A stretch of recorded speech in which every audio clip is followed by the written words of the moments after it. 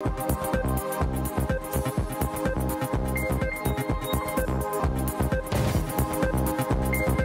আসতে পারে দুই উপদেষ্টা পদত্যাগের ঘোষণা। দায়িত্ব নিয়ে আলোচনা, নতুন কোন উপদেষ্টা আসার সুযোগ নেই বলছে সংশ্লিষ্ট সূত্র।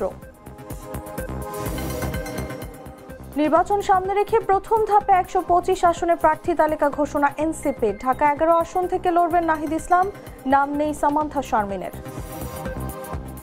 রাষ্ট্রপতির সঙ্গে সাক্ষাৎ সিইসি সহ কমিশনারদের। ইসির সিদ্ধান্ত অবৈধ, বাগেরহাটে ৪টি আসন পুনর্বহাল। যুদ্ধবিরতি লঙ্ঘন, ইসরায়েলের ওপর আরও চাপ বাড়ানোর জন্য মধ্যস্থতাকারীদের প্রতি আহ্বান হামাসের।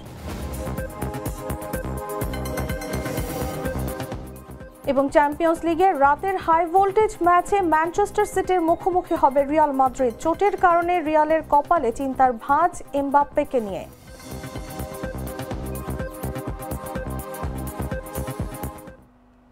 দর্শক, জাগো নিউজ আপডেটে সবাইকে আমন্ত্রণ জানাচ্ছি। সাথে আছি আমি তসলিমা তিথি। রোজকার সাধারণ খাবার এখন হবে অসাধারণ। প্রাণ স্বাদের মশলা, স্বাদ বাড়ায়, ঘ্রাণ ছড়ায়। চলে যাচ্ছি পুরো খবরে। ত্রয়োদশ জাতীয় নির্বাচন ঘনিয়ে আসতেই তীব্র জল্পনা দুই ছাত্র উপদেষ্টার সম্ভাব্য পদত্যাগ ঘিরে। নাহিদ ইসলামের সরে দাঁড়ানোর পর নতুন করে আলোচনায় আসিফ মাহমুদ সজীব ভুঁইয়া এবং মাহফুজ আলম। জরুরি সংবাদ সম্মেলনের ঘোষণা পরিস্থিতিকে আরও রহস্যময় করে তুলেছে। সূত্র বলছে, খুব দ্রুতই তারা দায়িত্ব ছাড়লে 3টি মন্ত্রণালয়ের উপদেষ্টা পদ শূন্য হবে। এতে নতুন নিয়োগ নাকি পুরনোদের মাধ্যমে দায়িত্ব বন্টন, এখন নজর সেদিকেই। বিস্তারিত জাগো ডেস্ক রিপোর্টে। দেশ জুড়ে বইছে নির্বাচনী হাওয়া। এই হাওয়ায় বেশ আলোচিত বিষয় দুই ছাত্র উপদেষ্টার পদত্যাগ। সাবেক তথ্য উপদেষ্টা নাহিদ ইসলামের পদত্যাগের পর গুঞ্জন উঠে নির্বাচনের প্রার্থী হতে পদত্যাগ করতে পারেন ছাত্র উপদেষ্টা মোহাম্মদ মাহফুজ আলম ও আসিফ মাহমুদ সজীব ভুঁইয়া। বুধবার হঠাৎ উপদেষ্টা আসিফ মাহমুদের ডাকা জরুরি সংবাদ সম্মেলনের বিষয়টিতে আরও ধোঁয়াশা তৈরি করেছে। জোর গুঞ্জন রয়েছে যে বৃহস্পতিবারের মধ্যেই এই দুই উপদেষ্টা পদত্যাগ করবেন। বৃহস্পতিবারের উপদেষ্টা পরিষদের বৈঠকই তাদের শেষ বৈঠক। সরকারের সংশ্লিষ্ট সূত্র বলছে, ত্রয়োদশ জাতীয় সংসদ নির্বাচনের তফসিল ঘোষণার আগেই পদত্যাগ করবেন দুই উপদেষ্টা। এরপর থেকে নতুন করে আলোচনায় তারা উপদেষ্টা পরিষদ থেকে সরে গেলে এসব মন্ত্রণালয়ের দায়িত্ব পালনে নতুন কাউকে নিয়োগ দেয়া হবে নাকি পুরনো উপদেষ্টার মধ্যে এসব মন্ত্রণালয়ের দায়িত্ব বন্টন করা হবে, সেই প্রশ্ন উঠেছে।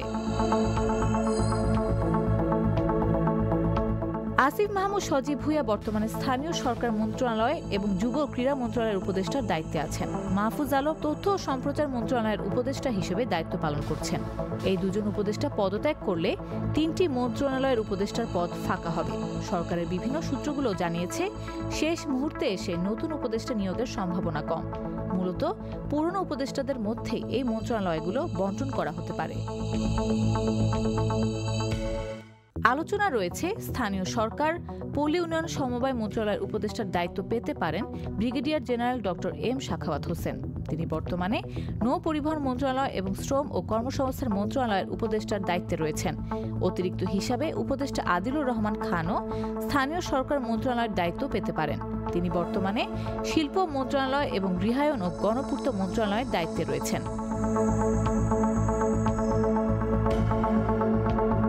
অন্যদিকে তথ্য ও সম্প্রচার মন্ত্রণালয় এবং যুব ক্রীড়া মন্ত্রণালয়ের দায়িত্ব পেতে পারেন উপদেষ্টা সৈয়দা রেজওয়ানা হাসান। রেজওয়ানা বর্তমানে পরিবেশ, বন ও জলবায়ু পরিবর্তন মন্ত্রণালয় এবং পানি সম্পদ মন্ত্রণালয়ের দায়িত্বে রয়েছেন। উপদেষ্টা পদমর্যাদায় প্রধান উপদেষ্টার বিশেষ সহকারী নিয়োগ পাওয়া অধ্যাপক আলী রিয়াজকে তথ্য ও সম্প্রচার মন্ত্রণালয়ের দায়িত্ব দেওয়ার বিষয়েও আলোচনা হচ্ছে। তবে এসব বিষয়ে চূড়ান্ত সিদ্ধান্ত নেবেন প্রধান উপদেষ্টা অধ্যাপক ডক্টর মোহাম্মদ ইউনূস। জাতীয় নাগরিক পার্টি এনসিপি ত্রয়োদশ জাতীয় সংসদ নির্বাচনকে সামনে রেখে ১২৫ আসনে প্রাথমিক প্রার্থী ঘোষণা করেছে। বুধবার বাংলা মোটরে আয়োজিত সংবাদ সম্মেলনে সদস্য সচিব আক্তার হোসেন এসব নাম প্রকাশ করেন। যোগ্যতা এবং গ্রহণযোগ্যতার ভিত্তিতেই তালিকা চূড়ান্ত করা হয়েছে বলে জানান তিনি। বিস্তারিত তুষার ইসলামের রিপোর্টে।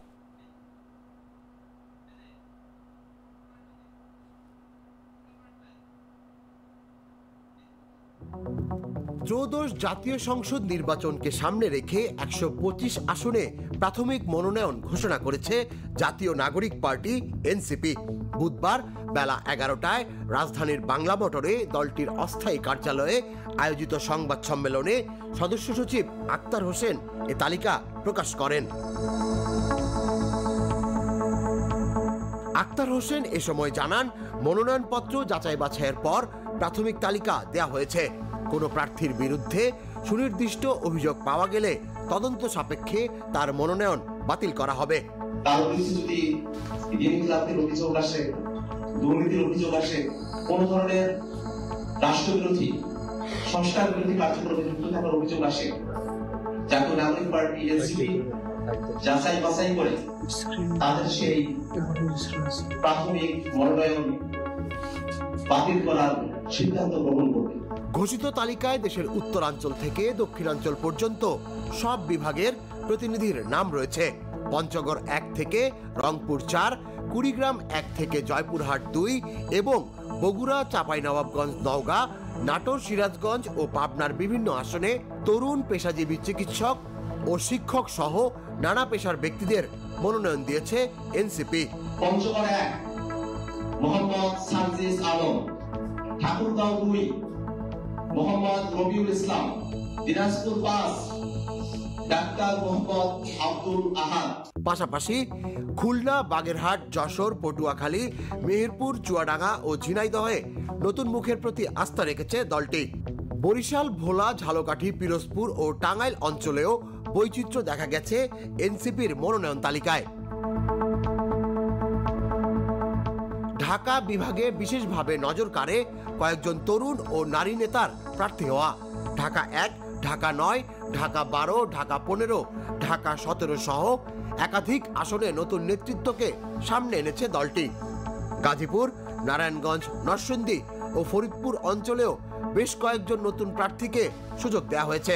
ঢাকা ১ মোহাম্মদ রাসেল আহমেদ, ঢাকা ৪ ডাক্তার জাহিদুল ইসলাম, ঢাকা ৯ ডাক্তার তাসনিম জারা, ঢাকা ১২ নাহিদা সরওয়ার নিভা। সংবাদ সম্মেলনে আরো জানানো হয়, এনসিপি কয়েকদিনের মধ্যেই দ্বিতীয় দফার প্রার্থী তালিকা প্রকাশ করবে। নির্বাচনমুখী রাজনৈতিক পরিস্থিতিতে নিজেদের উদীয়মান বিকল্প শক্তি হিসেবে প্রতিষ্ঠা করতেই দলটি এবার বড় পরিসরে অংশ নিচ্ছে বলে মন্তব্য করেন আক্তার হোসেন। তুষার ইসলাম, জাগো নিউজ, ঢাকা। দর্শক, ২ ছাত্র উপদেষ্টার পদত্যাগ ও এনসিপির প্রার্থী ঘোষণা নিয়ে আলোচনার জন্য আমাদের সঙ্গে স্টুডিওতে উপস্থিত আছেন জাগো নিউজের স্টাফ রিপোর্টার নাহিদ সাব্বির। চলে যাচ্ছি তার কাছে। নাহিদ, স্বাগত আপনাকে। ধন্যবাদ আপনাকে। যেমনটি বলছিলাম যে উপদেষ্টা আসিফ মাহমুদ সজীব ভুঁইয়ার কিন্তু ইতিমধ্যেই সম্মেলন চলছে এবং পদত্যাগের একটি গুঞ্জন, এই সম্মেলন নিয়েও গুঞ্জন চলছিল। আজকে সত্যি পদত্যাগ করছেন ২ উপদেষ্টা? দেখুন, আপনাকে ধন্যবাদ। আপনি জানেন যে বাংলাদেশের এখনকার যে রাজনৈতিক পরিস্থিতি, সেই পরিস্থিতি কিন্তু ত্রয়োদশ জাতীয় যে সংসদ নির্বাচন, সেই নির্বাচনের যে প্রক্রিয়া, সেই প্রক্রিয়া কিন্তু অলরেডি শুরু হয়ে গেছে। আমরা দেখলাম যে প্রধান নির্বাচন কমিশন মহামান্য রাষ্ট্রপতির সাথে সাক্ষাৎ করে এসেছেন এবং বিটিভিতে ভাষণ রেকর্ড হওয়ার কথা, এবং তারপরেই মূলত তফসিল ঘোষণা। তো উপদেষ্টাদের মধ্যে কেউ যদি নির্বাচনে অংশগ্রহণ করতে চান, সেক্ষেত্রে তার তো তফসিলের আগেই পদত্যাগ করতে হবে, নতুবা সরকারের থেকে তো এই সরকারের অধীনে আবার নির্বাচন করা একটা কনফ্লিক্ট অফ ইন্টারেস্ট হয়ে যায়, সেক্ষেত্রে তো নির্বাচন করতে পারবেন না। সেজন্য আজকে বিষয়বস্তু না বললেও উপদেষ্টা আসিফ মাহমুদ সজীব ভুঁইয়া যিনি রয়েছেন ওই স্থানীয় সরকার পল্লী উন্নয়ন সমবায় মন্ত্রণালয়ের, সেই পদে উপদেষ্টা আসিফ মাহমুদ একটি সংবাদ সম্মেলন ডেকেছিলেন এবং এখানে গুঞ্জন ছিল যে উপদেষ্টা সরকারের যে ছাত্র প্রতিনিধি রয়েছেন, অর্থাৎ ৫ আগস্টের পরবর্তীতে এই বিপ্লবের সাথে যারা যুক্ত, তাদের মধ্যে থেকে ৩ জন ছিলেন ছাত্র উপদেষ্টা হিসেবে। নাহিদ ইসলাম পদত্যাগ করে এনসিপি গঠন করছেন, বাকি এখনো ২ জন রয়েছেন। তার মধ্যে আসিফ মাহমুদ সজীব ভুঁইয়া সংবাদ সম্মেলন ডেকেছেন, সেখানে বলা হচ্ছিল যে উনি হয়তো পদত্যাগ করতে পারেন, কিন্তু এখন পর্যন্ত যতটা কথা ওনার শুনলাম আমি নিজে, যে সংবাদ সম্মেলনে যে ধরনের প্রশ্ন উত্তরে এবং উনি কথা বলছেন, উনি প্রথমে সংবাদ সম্মেলনে এসেই উনার দায়িত্ব গ্রহণের পর থেকে, উনি মন্ত্রণালয়ে যোগদানের পর থেকে উনার মন্ত্রণালয়ে কি কি পরিবর্তন উনি এনেছেন বা বিগত দিনে উনি আসলে কি কি কাজ করেছেন তার একটা যে বিষয়গুলো, সেই বিষয়বস্তুগুলো উনি প্রথমে প্রেস কনফারেন্সে তুলে ধরেছেন, তারপর সাংবাদিকদের প্রশ্নের বিভিন্ন উত্তর দিয়েছেন। এবং আমি যেমনটা শুনলাম, উনি বলছেন যে উনি নির্বাচন করবেন এটির ঘোষণা উনি আগেই দিয়েছেন, তবে কোন আসন থেকে নির্বাচন করবেন সেটা এখনো নিশ্চিত উনি করেননি। যদিও উনি করেননি, তারপরও আমরা দেখেছি যে উনি কুমিল্লার ভোটার ছিলেন, সেখান থেকে উনি ঢাকা 10 আসনে ভোটার ট্রান্সফার করে এনেছেন, অর্থাৎ ঢাকা 10 আসনের ভোটার রয়েছেন।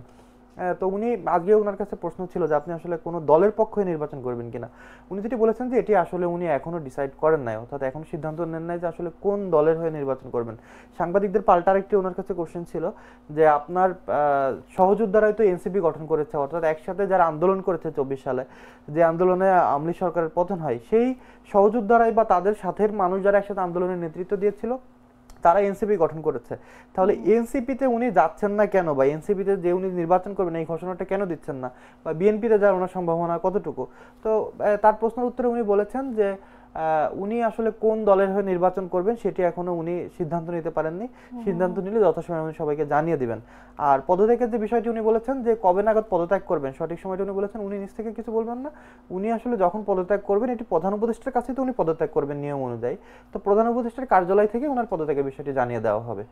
বিষয়টি এতটুকুই আপাতত রয়েছে। আচ্ছা হ্যাঁ নাহিদ, আপনার কাছে আমার এই প্রশ্নটি ছিল যে দুই উপদেষ্টা যদি পদত্যাগ করেন তাহলে আসলে তারা কোন দলের হয়ে নির্বাচন করবেন, এবং আজ কিন্তু এনসিপির 125 আসনের প্রার্থী তালিকার নাম ঘোষণা করা হয়েছে, এবং আমরা দেখেছি আপনিও বলছিলেন যে ঢাকা 10 আসন এবং লক্ষ্মীপুর 1 আসনের কোনো প্রার্থী দেয়নি এনসিপি। ক্ষেত্রে কি তাদের শাপলা প্রতীকে লড়ার সম্ভাবনা আছে, নাকি অন্য কোনো দলের হয়ে লড়বেন? কি আপনি যেমনটা অনুমান করছেন এই অনুমানটা আসলে শুধু আপনার না, অনেকেরই এই অনুমানটা আছে যে তারা দুই উপদেষ্টা যদি নির্বাচন করেন তাহলে কোথা থেকে নির্বাচন করবেন। দেখেন উপদেষ্টা আসিফ মাহমুদ সজীব ভুঁইয়া যতটুকু বিষয়টা ক্লিয়ার করেছেন যে উনি নির্বাচন করবেন, বা উনি ঢাকা 10 আসনে চলে এসেছেন কুমিল্লা থেকে, ভোটারের পরিবর্তনের বা ভোটার স্থান পরিবর্তনের যে আবেদন সেই আবেদনটা গৃহীত হয়েছে নির্বাচন কমিশনে, এবং উনি কিন্তু এখন ঢাকা 10 আসনের ভোটার, এবং উনি যতটা স্পষ্ট করেছেন যে নির্বাচনের বিষয়ে উনি এই ঘোষণাটা দিয়েছেন যে উনি নির্বাচন করবেন।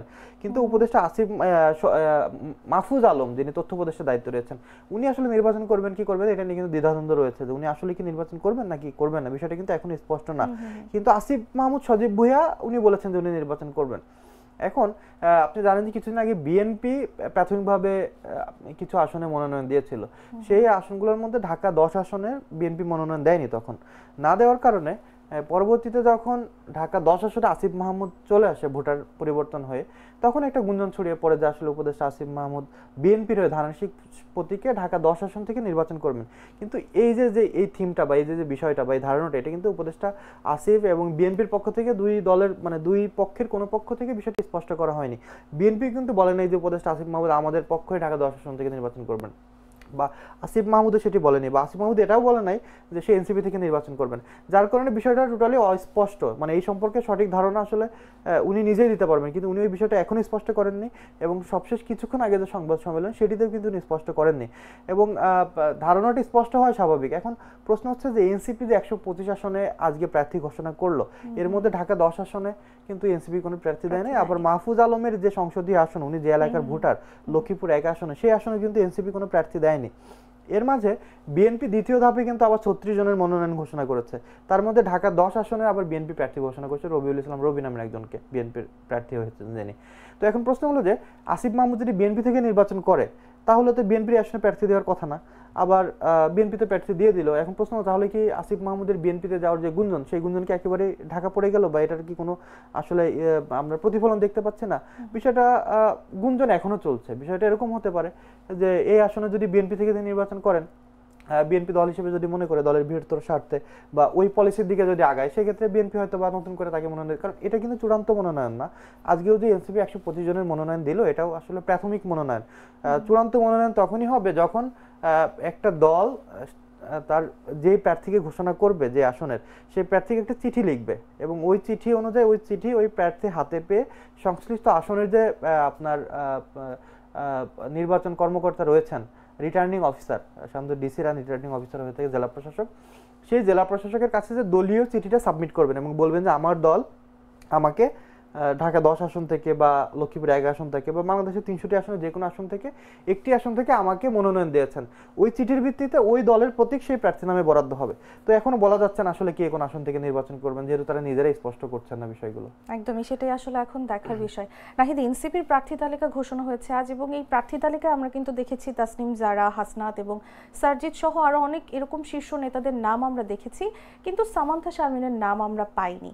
এটি কেন হয়েছে? এবং এখানে কিন্তু আবার সেই ভাইরাল রিকশাওয়ালাও মনোনয়ন পায়নি, এই বিষয়টি নিয়ে কি বলবেন? জি, আপনাকে ধন্যবাদ। আপনি বলছেন যে সামান্থা শারমিন মনোনয়ন পায়নি, শুধু সামান্থা শারমিন না, এনসিপির অনেকেই মনোনয়ন পায়নি। এখন বিষয়টা হলো যে উনি কি আসলে মনোনয়ন পাননি না ওনাকে দেওয়া হয়নি, মানে এটা একটা বিষয়। কিন্তু মনোনয়ন পায়নি আমি তখনই বলতে পারবো যে ওই আসনে যদি উনাকে বাদ দিয়ে উনি যে আসনের প্রার্থী মানে হতে চেয়েছিলেন বা মনোনয়ন ফর্ম কিনেছিলেন ভোলা 1 আসনে, তো ভোলা 1 আসনে তো এনসিপি কাউকে প্রার্থী দেয়নি, সেক্ষেত্রে আমি বলতে পারছি না যে উনাকে মনোনয়ন পাননি। যদি ভোলা 1 আসনে উনাকে বাদ দিয়ে অন্য কাউকে দেওয়া হতো, সেক্ষেত্রে আমরা বলতে পারতাম যে উনাকে মনোনয়ন দেয়নি, উনাকে না দিয়ে আরেকজনকে দেওয়া হয়েছে। যেমন কুষ্টিয়া 1 আসনে এনসিপির প্রার্থী নুসরাত তাবাচ্ছুম, যিনি মনোনয়ন কিনেছিলেন, বৈষম্য বিরোধী ছাত্র আন্দোলনের কমিটিতে ছিলেন, শুরুর দিকে আন্দোলন করেছেন, পরবর্তী এনসিপি যুগ্ম আহ্বায়ক এখন, তো উনাকেও কিন্তু আসলে মনোনয়ন দেওয়া হয়নি কুষ্টিয়া 1 আসনে। কিন্তু উনাকে বাদ দিয়ে যে অন্য কাউকে দেওয়া হবে সেটাও কিন্তু করা হয়নি। এখন প্রশ্নটা হলো দিনারা এদেরকে মনোনয়ন দেওয়া হয়নি নাকি দেওয়া হবে, সেটা আসলে দলই ভালো বলতে পারবে। কিন্তু আপনাকে বলে রাখি যে কিছুদিন আগে কিন্তু এনসিপি একটা জোট করেছে, এনসিপির নেতৃত্বে একটা জোট হয়েছে, সেই জোটে আমার বাংলাদেশ অর্থাৎ এবি পার্টি এবং রাষ্ট্র সংস্কার আন্দোলন কিন্তু রয়েছে।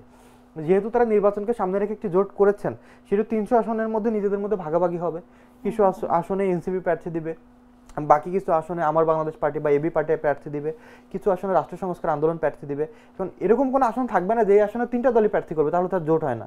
অর্থাৎ 3টা দল এক জায়গায় বসে, যেহেতু তারা জোট করেছে নির্বাচনকালীন জোট, 3টা দল এক জায়গায় বসে আলাপ আলোচনা করে মোট 300 আসনে প্রার্থী দিবে। কারণ এমন হতে পারে যে ভোলা 1 আসনে জোটবদ্ধ অন্য কোনো দলের কেউ একজন বা প্রার্থী হিসেবে তাকে মনে করছে যে নিজের দল বাদে অন্য আমার জোটের এনসিপি মনে করছে যে আমার জোটের অন্য কেউ আছে, তাকে আমরা দিতে পারবো। আবার এনসিপি এটাও বলছে যে এটা কিন্তু প্রাথমিক এবং প্রথম ধাপের তালিকা, দ্বিতীয় ধাপের তালিকা আবার হয়তো কিছুদিন পরে তারা প্রকাশ করবে যে বাদ বাকি আসনগুলো। তো এখনই বলা যাচ্ছে না যে সামান্থা শারমিন আসলে মনোনয়ন পাননি, পরবর্তীতে পেতেও পারেন।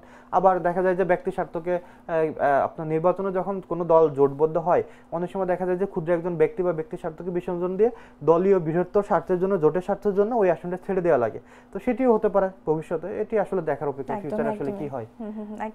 এটি আসলে বলা যাচ্ছে না যে উনি আসলে মনোনয়ন পাবেন কি পাবেন না। তো একটু পুরনো ইতিহাস যদি ঘাটি নাহিদ, তাহলে দেখা যাবে যে এনসিপি প্রার্থীদের বিপক্ষে কিন্তু লড়বেন বিএনপির সাবেক এমপিরা। তো এক্ষেত্রে কি মনে হয় আপনার, এনসিপিরা কি এই ভোটের লড়াইয়ে উতরাতে পারবে?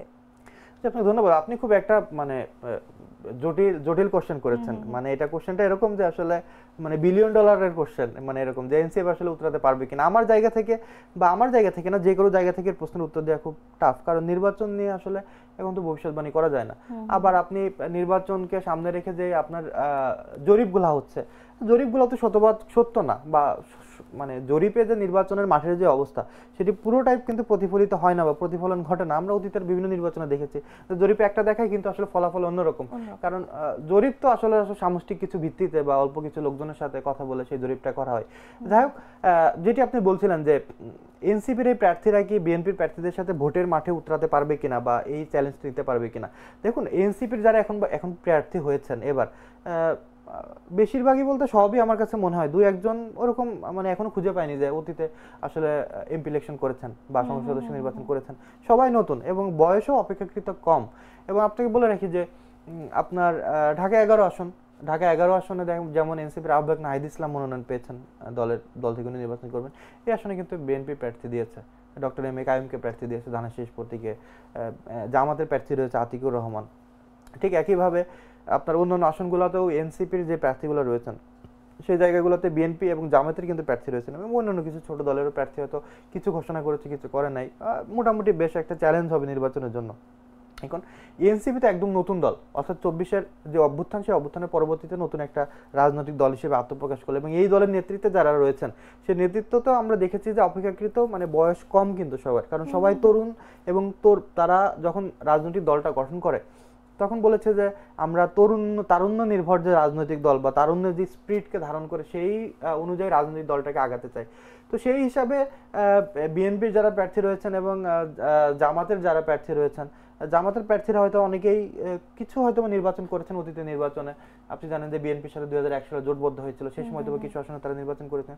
বাকি অনেক প্রার্থী আছে যারা আগে নির্বাচন করেন নাই, এবং আগামী নির্বাচনকে কেন্দ্র করে বিএনপি যাদেরকে মনোনয়ন দিয়েছে তার বেশিরভাগই অতীতে একাধিকবার 2বার 3বারও নির্বাচন করেছেন, একাধিকবার এমপি হয়েছেন, অনেকে মন্ত্রিত্ব দায়িত্ব গ্রহণ করেছেন বা পালন করেছেন বিগত সময়গুলোতে বিএনপি যখন দায়িত্ব ছিল বা ক্ষমতায় ছিল সেই সময়।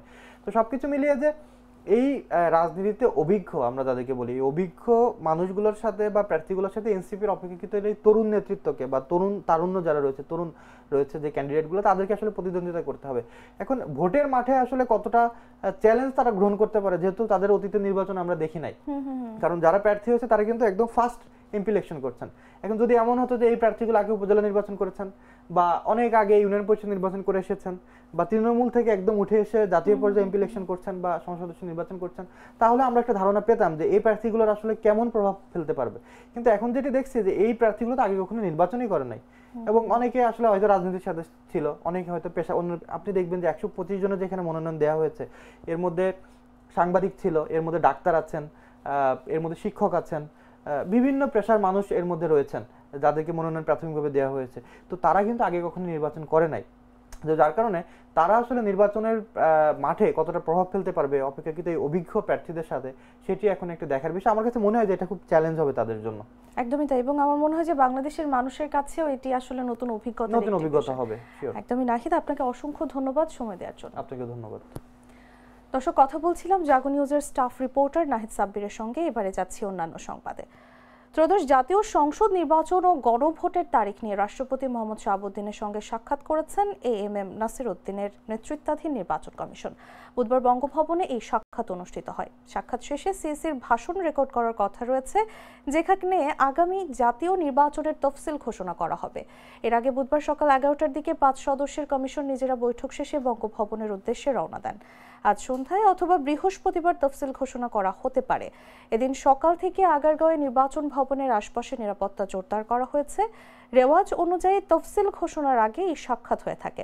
এর আগে গেল সপ্তাহে রাষ্ট্রপতির সঙ্গে সাক্ষাতের জন্য বঙ্গভবনে চিঠি দেয় নির্বাচন কমিশন। এরই মধ্যে তফসিল ঘোষণার জন্য প্রয়োজনীয় সব প্রস্তুতি সম্পন্ন করেছে নির্বাচন কমিশন। প্রথমবারের মতো আওয়ামী লীগকে ছাড়াই জাতীয় নির্বাচন আয়োজন করছে নির্বাচন কমিশন। জুলাই মাসের গণ অভ্যুত্থানে দলটির পতন এবং পরবর্তীতে কার্যক্রম নিষিদ্ধ হওয়ার ফলে তাদের নিবন্ধন স্থগিত রয়েছে। এতে নৌকা প্রতীক ব্যালট পেপারে থাকছে না।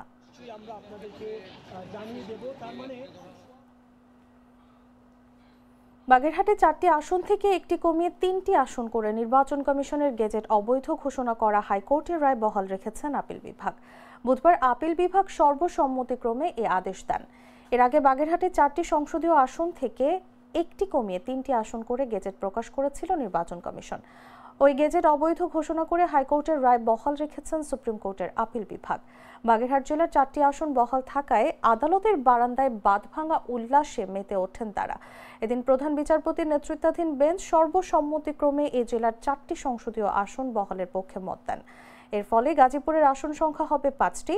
বাগেরহাটের সংসদীয় আসন পুনর্বহালের পক্ষে রিটকারীর আইনজীবী ব্যারিস্টার জাকির হোসেন বলেন, সর্বোচ্চ আদালতের রায়ের আলোকে 24 ঘন্টার মধ্যে গেজেট প্রকাশ করতে হবে নির্বাচন কমিশনকে।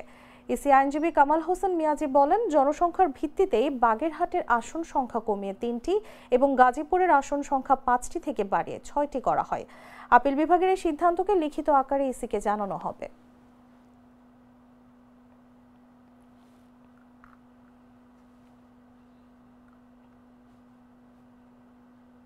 দর্শক, খালেদা জিয়ার শারীরিক অবস্থার সবশেষ পরিস্থিতি জানাতে এই মুহূর্তে রাজধানীর এভার কেয়ার হাসপাতালে আছেন সহকর্মী আব্দুল্লাহ আল কাউসার। সরাসরি যাচ্ছি তার কাছে। রাজধানীর এভার কেয়ার হাসপাতালে দীর্ঘ 18 দিন ধরেই কিন্তু বিএনপির চেয়ারপারসন বেগম খালেদা জিয়া ভর্তি রয়েছে। এখন পর্যন্ত সেখানে ভর্তি রয়েছে, তবে বিদেশ যাওয়ার বিষয়টি এখন পর্যন্ত স্থগিত করা হয়েছে বিএনপির পক্ষ থেকে। তিনি যে লন্ডনে যাওয়ার যে পরিস্থিতি, তার শারীরিক অবস্থা এখন পর্যন্ত সেই পরিস্থিতি হয়ে ওঠেনি বিদেশ যাওয়ার মতো। তবে গতকালকে মঙ্গলবার ভোরে যে এয়ার অ্যাম্বুলেন্সটি আসার কথা ছিল কাতারের তত্ত্বাবধানে জার্মান থেকে, সেটিও স্থগিত। এখন পর্যন্ত বলা চলছে যে বেগম জিয়া উন্নত চিকিৎসার জন্য লন্ডনে যাচ্ছে না, আপাতত তিনি বাংলাদেশে অর্থাৎ এভার কেয়ার হাসপাতালেই তিনি চিকিৎসারত আছেন। তবে বিএনপির পক্ষ থেকে এখন পর্যন্ত কোনো ধরনের স্পষ্ট বার্তা কিন্তু গণমাধ্যমকে জানায়নি। আপনারা জানেন যে দীর্ঘদিন ধরেই বিএনপির চেয়ারপারসন বেগম খালেদা জিয়া বিভিন্ন সমস্যায়, জটিল সমস্যায় তিনি ভুগছেন।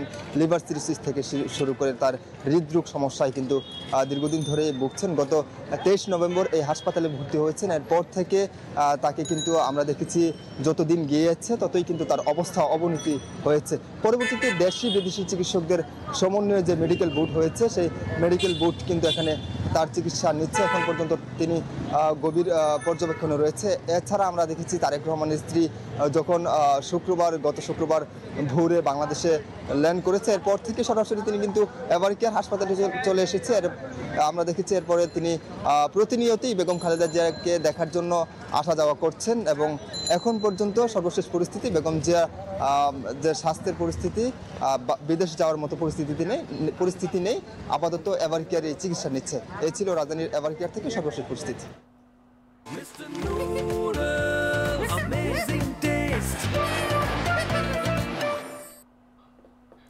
রাজধানীর মোহাম্মদপুরে মা ও মেয়ে হত্যার ঘটনায় মূল আসামি আয়েশাকে গ্রেফতার করেছে পুলিশ। ঝালকাঠির নলছিটি থেকে তাকে গ্রেফতার করা হয়েছে।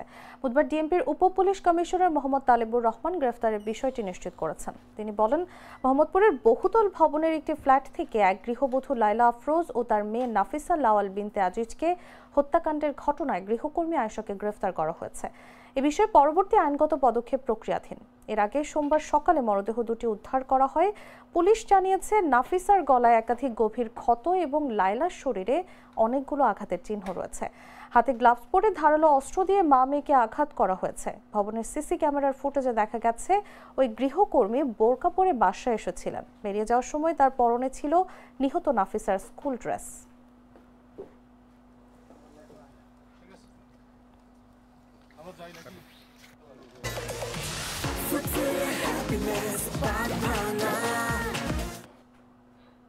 জানাবো আন্তর্জাতিক সংবাদ।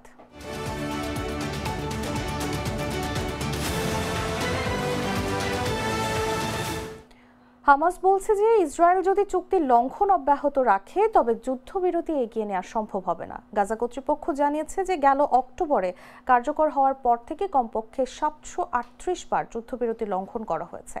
হামাসের কর্মকর্তা হুসাম বাদরান মধ্যস্থতাকারীদের প্রতি আহ্বান জানিয়েছেন যে তারা যেন ইসরায়েলের উপর চাপ বৃদ্ধি করে তাদের বিদ্যমান প্রতিশ্রুতি সম্পূর্ণরূপে বাস্তবায়ন করে। তিনি বলেন, যতক্ষণ পর্যন্ত ইসরায়েলি দখলদাররা চুক্তি লঙ্ঘন করবে এবং তাদের প্রতিশ্রুতি এড়িয়ে যাবে ততক্ষণ পর্যন্ত পরবর্তী পর্যায় শুরু হতে পারবে না। মধ্যস্থতাকারীদের প্রথম পর্যায়ের বাস্তবায়ন সম্পন্ন করার জন্য দখলদারদের উপর চাপ প্রয়োগের কথা বলেছেন তিনি। গেল 10 অক্টোবর থেকে কার্যকর হওয়া এই যুদ্ধবিরতিতে ইসরায়েলের হাতে আটক ফিলিস্তিনি বন্দীদের সঙ্গে গাজায় আটককৃত বন্দীদের বিনিময় এবং গাজা থেকে ইসরায়েলি বাহিনীর আংশিক প্রত্যাহারের উপর আলোকপাত করা হয়েছে। কিন্তু পরবর্তী পর্যায়ের মধ্যে গাজার ভবিষ্যৎ শাসন ব্যবস্থা, আন্তর্জাতিক স্থিতিশীলতায় সম্ভাব্য বিশেষ বাহিনীর মোতায়েন এবং শান্তি প্রতিষ্ঠার বিষয়গুলো অমীমাংসিত রয়ে গেছে। এদিকে যুদ্ধবিরতি লঙ্ঘন করে ইসরায়েলি বাহিনীর হামলা অব্যাহত থাকায় ফিলিস্তিন এবং আন্তর্জাতিক সম্প্রদায়ের মধ্যে ক্ষোভ বাড়ছে।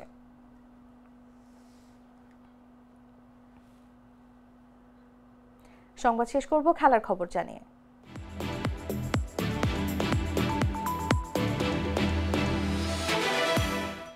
চ্যাম্পিয়ন্স লিগে আজ রাতে হাই ভোল্টেজ ম্যাচে ম্যানচেস্টার সিটির মুখোমুখি হবে রিয়াল মাদ্রিদ। বুধবার বার্নাব্যুতে ম্যাচ শুরু হবে রাত 2টায়। এদিকে মাঠে নামার আগে রিয়ালের কপালে চিন্তার ভাঁজ কিলিয়ান এমবাপ্পেকে নিয়ে। চোটের কারণে অনুশীলনে ছিলেন না এই ফরাসি তারকা। বিপরীতে ইনজুরিতে থাকা রদ্রি, কোভাচিচদের ছাড়াই মাঠে নামবে সিটিজেনরা। শঙ্কা আছে ডিফেন্ডার জন স্টোনসকেও নিয়ে। অপরদিকে ব্রুগার মাঠে লড়বে পয়েন্টস টেবিলের শীর্ষে থাকা আর্সেনাল। এই ম্যাচে জয় পেলে শীর্ষস্থান আরও শক্ত করবে গানাররা। এখন পর্যন্ত 5 ম্যাচের সবকটিতে জয় নিয়ে দারুণ ছন্দে আছে মিকেল আর্তেতার দল। ঠিক একই সময় অ্যাথলেটিকোর বিলবাওর বিপক্ষে মাঠে নামবে পিএসজি। এই ম্যাচে জয় পেলে 2-এ যাওয়ার সুযোগ থাকবে ফরাসি জায়ান্টদের সামনে।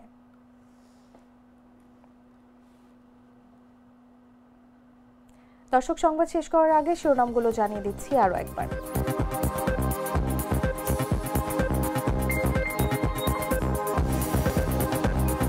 আজ আসতে পারে 2 উপদেষ্টা পদত্যাগের ঘোষণা, দায়িত্ব নিয়ে আলোচনা। নতুন কোনো উপদেষ্টা আসার সুযোগ নেই বলছে সংশ্লিষ্ট সূত্র।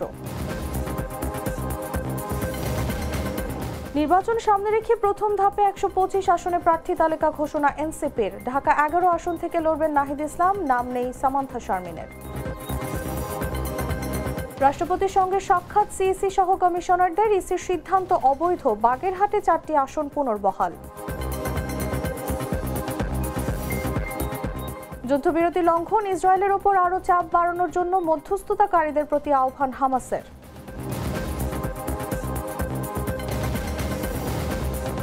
এবং চ্যাম্পিয়ন্স লিগের রাতের হাই ভোল্টেজ ম্যাচে ম্যানচেস্টার সিটির মুখোমুখি হবে রিয়াল মাদ্রিদ। চোটের কারণে রিয়ালের কপালে চিন্তার ভাঁজ এমবাপ্পেকে নিয়ে।